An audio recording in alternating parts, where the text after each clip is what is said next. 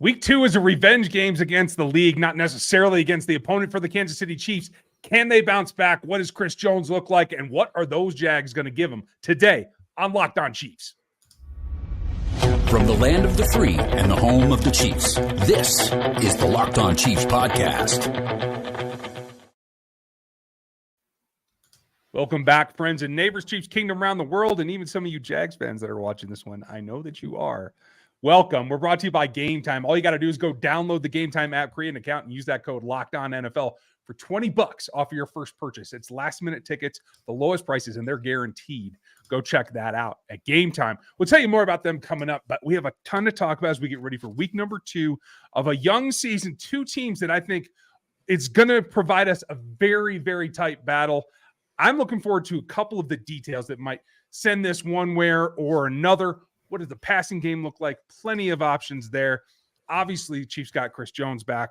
We will start there in just a moment because right now today, we thank you for being with us, making us your first listen, make another Locked On show, maybe the Jacksonville Jaguars show, your next listen. We would very much appreciate that because we're all here 5 days a week, plus for your team every day for free on every platform. So like, sub, hit that bell on YouTube, sign up on Spotify, sub over on Apple Podcasts. You can get us anywhere where you can get a podcast for free. We will be there.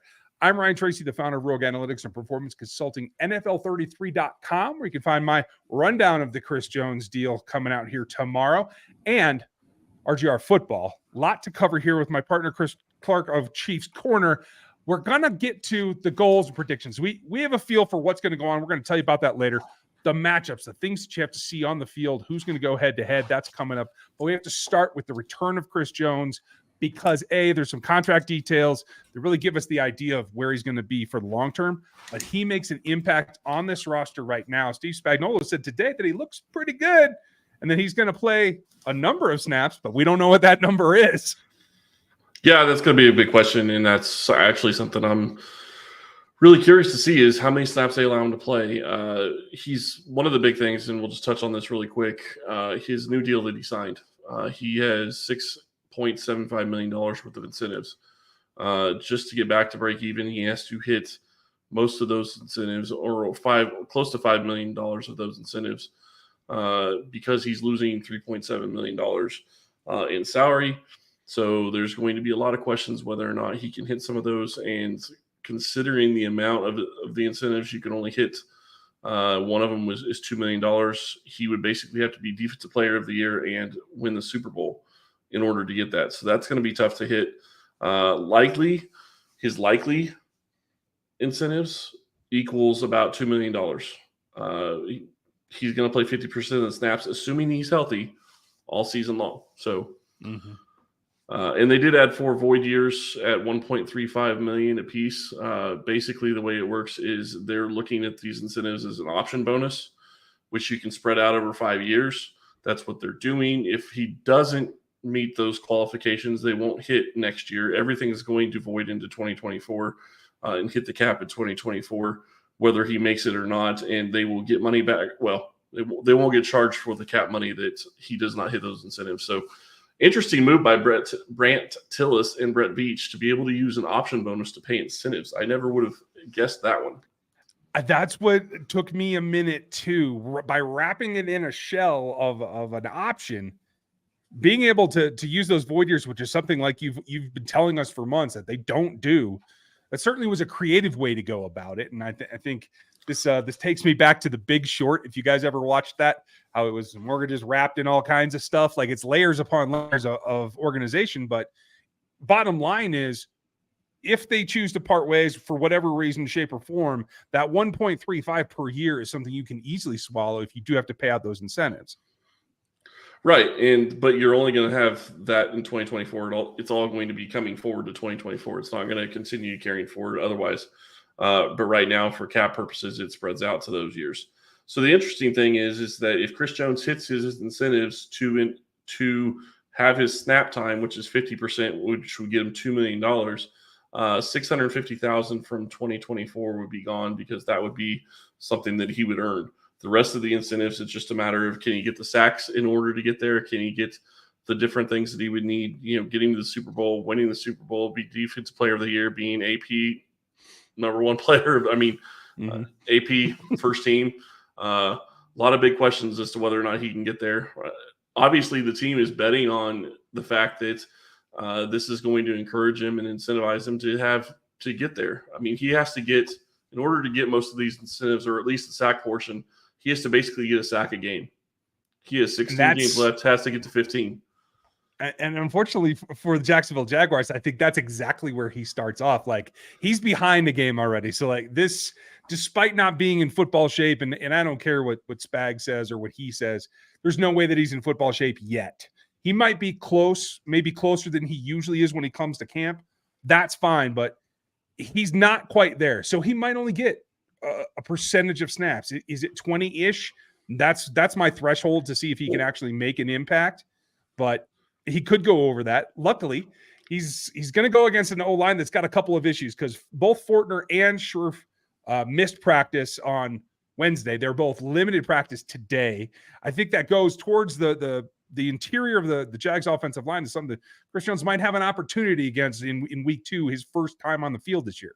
No, I absolutely agree. I think that's going to be a big thing. And the big question when it comes to Chris Jones is, how are they going to use him? And you talk about snap counts. Well, okay, you want to use him mostly on third downs. Well, if you can't get to third downs, are you going to throw him out there to get him, a couple more snaps? I would think you'd want him in there for not necessarily a full series, but, Tony made a great point yesterday.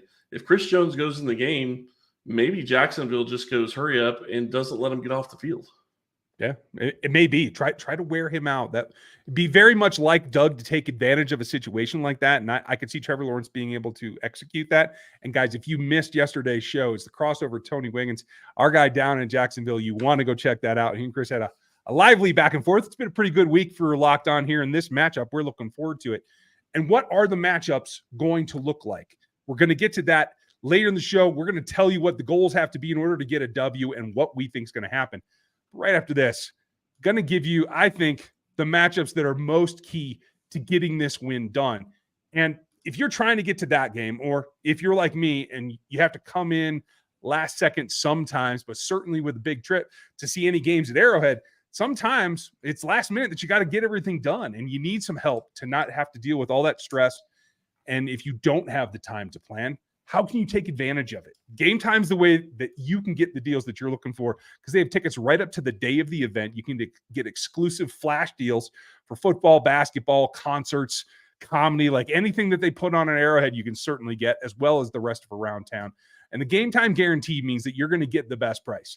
If you find tickets in the same section, the same row for less, they're going to give you a credit of up to 110% of that difference. So you can get images before you see it, so you can know like what your view is going to be from that particular chair in that particular venue. Always fun to see that, and you can buy it in a matter of seconds. So if you get the urge, 2 taps, you're off and running and you have tickets. So download the Game Time app right now. Create an account and use our code LOCKEDONNFL. That's for $20 off your first purchase. Terms do apply. Again, you got to create the account. You got to use the code LOCKEDONNFL to get that 20 off. But it's on those last minute tickets. It's Game Time is the name of the app. Last minute tickets, lowest prices, guaranteed. The other thing that I'll guarantee is that this is going to be a back and forth, because you can feel pretty good about what the Chiefs defense did last week. But if you were going to say what hurt them, it's going to be the passing game out of the two, right? Gave up a couple of long gainers, gave up a 14-play drive. And in the end, I think that's really the thing that still has to come together. L'Jarius Sneed looked a little bit ragged in his first outing, right? I look for that to be a big, big difference. But clearly, the whole experiment of Calvin Ridley and Trevor Lawrence is clicking, and that's what those DBs are going to be going up against, that I think they have to pay particular attention to. Yeah, they're definitely going to have to pay attention to Calvin Ridley, and this is one of those things where he did not play at all last year, but he came back and he showed the NFL that he still has it. He was able to go for over 100 yards, had a touchdown.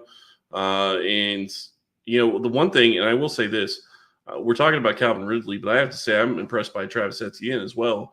On Calvin Ridley's touchdown, which was long, which was, 50 yards. I mean, it was a long one, 40 or 50 yards, something like that.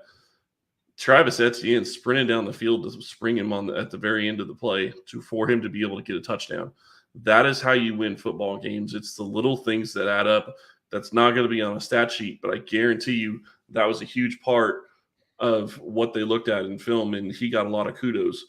So kudos to Travis Etienne. That was a great thing to see, and really is going to be tough. And when you talk about Snead, the big question I have, and you're right, he may have looked a little bit ragged.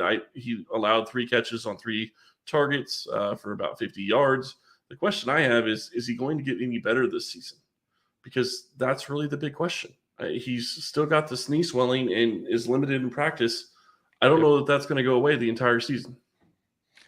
I understand your concern. I want to say that it is going, in terms of his performance, that is going to improve, because not only does he still have the inflammation, which I agree with you, I think might be something that nags him all season long, but it's also all the rust, because he didn't have he didn't have the reps. Yep. So I do think there's some upside there, but he's going to have his hands full, because Calvin Ridley ran all but, what was it, 85, almost 86% of his snaps last week were out wide. So L'Jarius is going to see him. He was the most targeted player on that offense last week. Out of 31, he got a third of those targets, third plus. And so 11 targets. It's going to be very telling. If they choose to put him in the slot more, it's because they want to go away from L'Jarius is going to be the only reason, because you have rookies or second-year players everywhere else. So for me, I think that matchup's going to be key. Is can L'Jarius follow Calvin Ridley around? That's the one that I'm going to be watching the most. Well, I'll let you take defense. I'll take offense. I'm going to be watching the Chiefs wide receivers, and I'm actually writing about this for my matchup piece on Chiefs Corner. And the reason I'm watching the wide receivers isn't necessarily because how bad they played last week, although that plays into it. We don't know if Travis Kelce is going to be available for this game. We may not know until 90 minutes before kickoff whether or not he's going to play in this game. And that's just the reality. It sounds like they've got a game plan for him and without him, which is a big improvement over what they had last week. So that should help. But you look at what Kadarius Toney did. You look at what Sky Moore did. Both of them have spoke to the media. Both of them have moved on. And Kadarius Toney made it awfully apparent that everybody came to him and said, we still believe in you. We still trust in you. And he's going to be involved in this offense. So can they make up for last week's game? And it's not even the receptions near as much, though that's a big part of it. Obviously, it's being where you're supposed to, running the right routes, running the right depth for routes, because that's what makes this offense so good. Is Andy Reid has all these different options to go all over the field, but if you're running at the wrong depth, even if you run the right route, you see a situation where you had Richie James and Kadarius Toney last week. Richie James should have been probably already cleared out. He probably ran 2 yards deeper than he should have on a slant. That makes issues. Yeah, makes issues in timing. It makes issues in spacing, like you said, especially if they see anything like they saw against the Lions, where it was predominantly zone defense. It's those spacing surprising issues. Yeah, it was. It was another choice that, we've talked about last season. How were they going to combat without Tyreek Hill? Well, teams made choices. Their choice was to play zone. In the end, it did some good things. It did some bad things for them. But is that spacing aspect against zone that is incredibly important, and not just the timing. So a week under their belt, a week to understand it is in Andy Reid's offense, so many moving parts. It is the minute details that make those differences. I feel pretty good about where they're going. Now, back on the other side of the ball, I'll stay on the defensive side for another matchup, because it ties right into Calvin Ridley. Calvin Ridley's got all the spotlight right, as he should. But I think what flew under the radar is that Zay Jones came in there and got the second most targets, was able to convert that nearly as much in terms of yards per reception. And that's somebody that ran a lot of routes. What was it? 35%, from the slot. And that means Trent McDuffie. And so I'm really looking forward to that matchup in particular. Zay Jones, I think, has a lot of upside in this league, but he hasn't quite hit there. So is this the time? Can he protect there? Was he drafted in 18? No, 17. Sorry. So it's the experience factor against Trent McDuffie. I will land on the side of Trent McDuffie. I like that matchup. I'm looking for a takeaway there, but kudos to Zay Jones because he started hot. The question will be, can he continue? His catch in the end zone was fantastic. That's going to be tough for any DB to defend. So that's a great matchup. I'm really curious to see how that goes. I'll flip it back over to the offensive side. You look at the Chiefs' game plan last week, and I think you have to feel pretty good. Mahomes didn't get sacked. He got pressured some, but he didn't get sacked. There was interior pressure more than we're used to, but I think that it's more of who they were going against versus the interior not playing as well as I think that they're going to going forward. But I'm really curious to see what you see when you get Jawan Taylor out on the edge against his old teammates. Josh Allen, Trayvon Walker, that's going to be interesting to watch because they know what they're going against, and he knows what they're going to be doing as well a little bit. So how does that play into it? But the bigger one really is Donovan Smith on the left-hand side. He allowed 6 pressures last week. You would like it to go down, but again, if you're not letting him get hit, I mean, he had 5 hurries versus, hits and sacks and all that. So I'm not as upset about hurries. Obviously, you don't want them, but if you could get that number down even to, 1 or 2 hurries and 1 or 2 hits or, 1 hit, which is what he allowed last week, I think you got to feel pretty good about it. And I think that you'd feel really good about their offensive line going forward. Yeah, I agree with you. I have a goal there as well. We're going to talk about that coming up next. What are the predictions? What do we think is going to happen? And what are the goals they have to achieve to get that W? This show is sponsored by BetterHelp. When you have issues going on in your life, whether it is, an issue at home or it's an issue with, are you going to be looking for another job or do you need to move to a different location? BetterHelp is a place that you can use. And it's really helped me when it comes to the job situation and where that was going in my life. So I've really benefited from BetterHelp and I've really appreciated what they're able to do. If you're thinking of starting therapy, give BetterHelp a try. It's entirely online, designed to be convenient, flexible, and suited to your schedule. Just fill out a brief questionnaire to get matched with a licensed therapist and switch therapists at any time for no additional charge. Get a break from your thoughts with BetterHelp. Visit BetterHelp.com/lockedon today or /lockedon today to get 10% off your first month. That's BetterHelp, HELP.com/lockedon. And you can get 10% off your first month.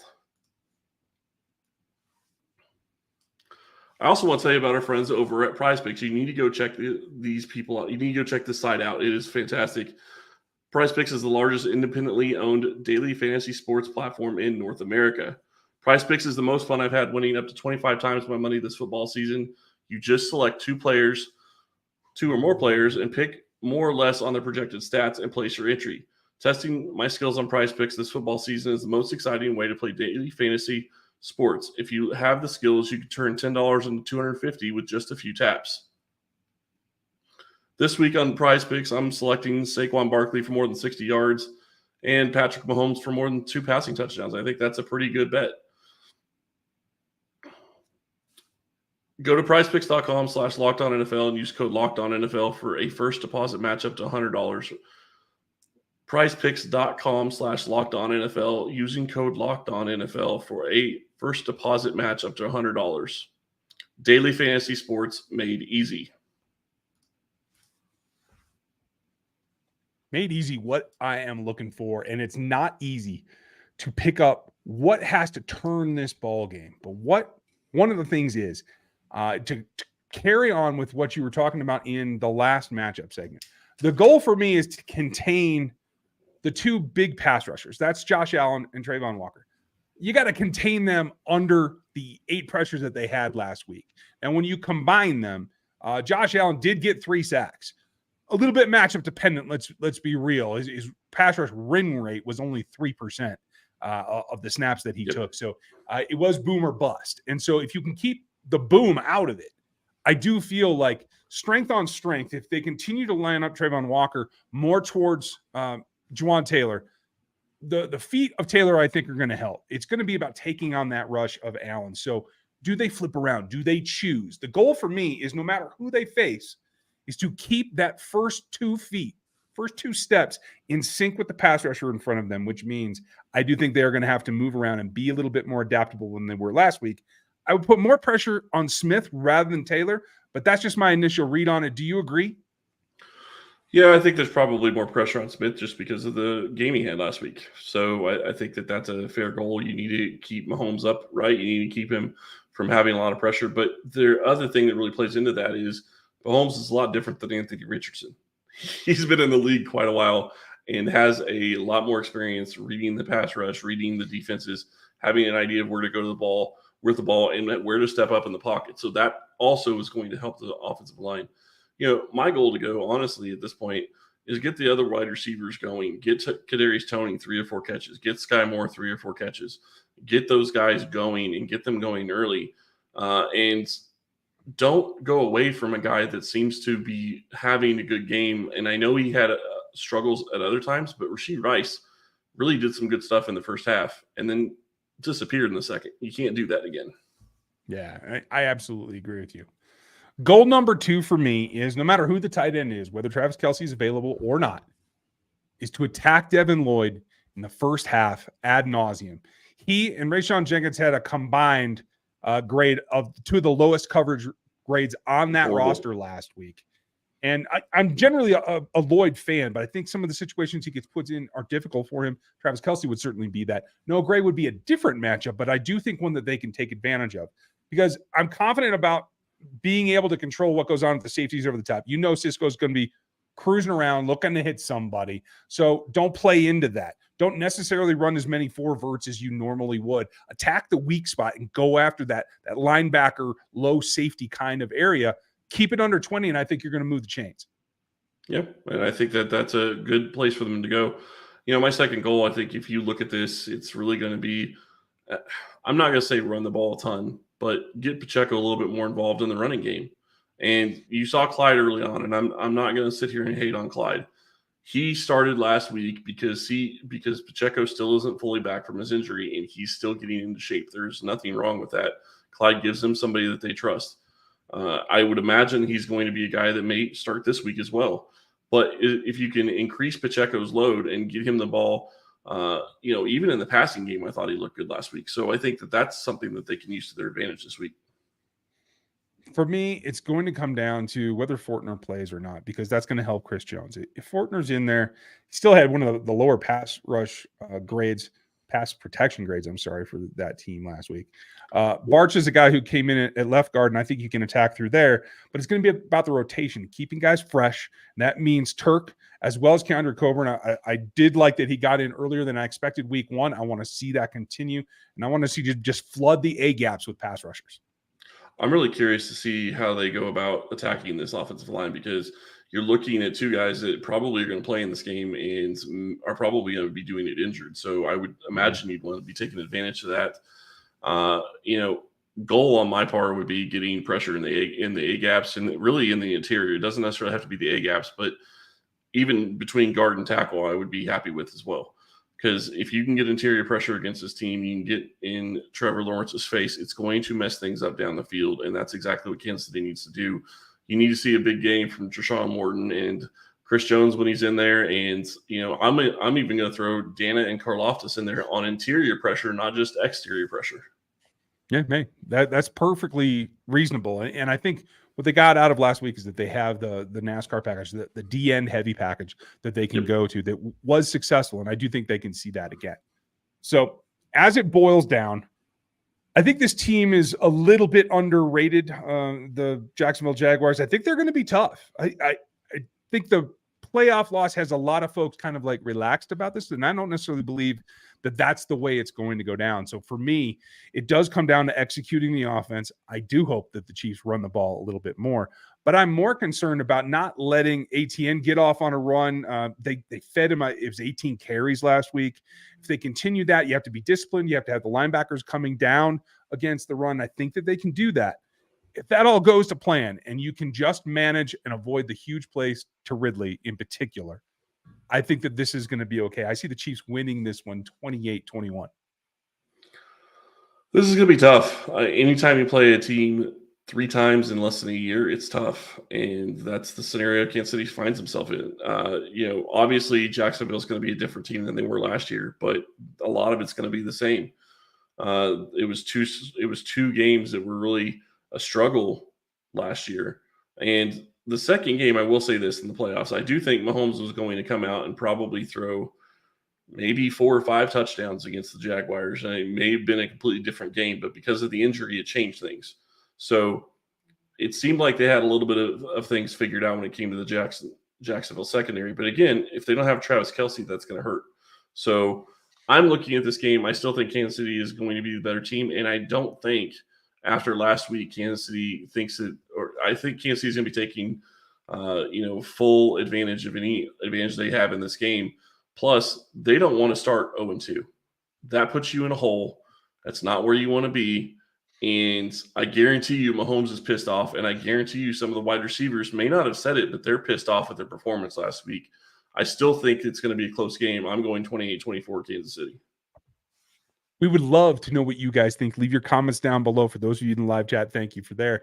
If you want to get more info, we're going to have a couple of things. You may see some shorts from us over the weekend. We'll definitely be live post-game, so make sure you're with us for that. But we'd like to know what you think is going to happen. Those comments are important. You can get subbed here so that you're with us all the time. And when you do, if you click that little bell, you'll get notifications as long as you have them turned on your device when we're about to go live. It's always a little bit touch and go to be determined in terms of timing post games, but we are live. We do have Matt Derrick with us, so we have the inside perspective from the locker room as well, and I think you guys are really going to dig that. So please join us then. Check out the rest of the Locked On Network, because you're going to get not only information from Tony down in Jacksonville, but across the entire league. You can get info right now. We appreciate your time. We're excited for this one. Get back on the track for the Chiefs. I think that's what happens here right now, and if anything breaks, we'll have it for you on that text line at 816-357-8781. Thanks for being with us today. We hope you enjoy your weekend. Until game time, have a good one, and we'll talk to you then.